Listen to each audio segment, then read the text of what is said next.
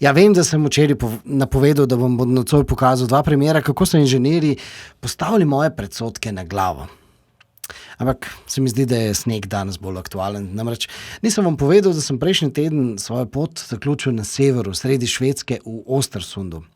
Zdaj, kaj sem snemal tam? No, pokažem vam en kader.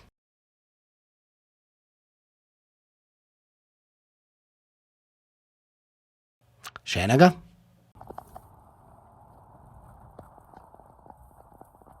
Pa dajmo še enega.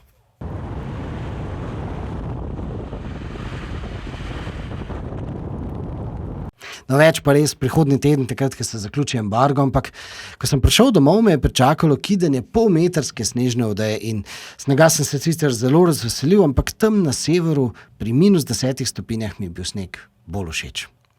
Namreč slišal se je takole.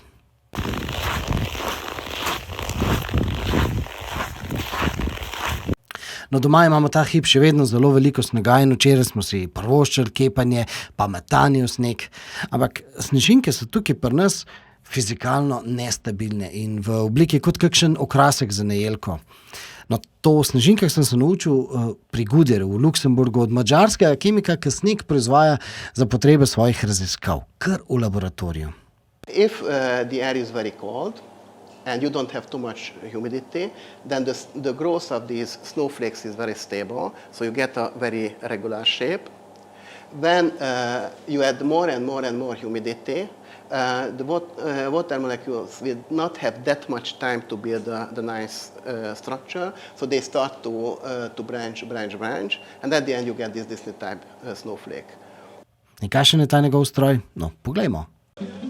So here we have a -10 degrees C, and we are making the snow at -25.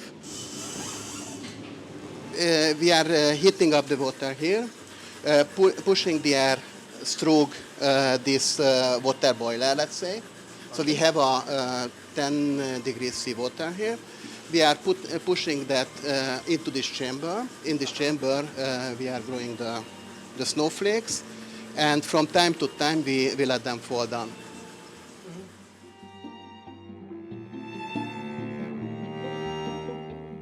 Kaj se pri teh -10 stopinjah nauči? No, bom priložil povezavo, pa kliknite. O čem pa bom jutri? A se strinjate, da bi še eno snežno tam iz severa? Se vidimo jutri.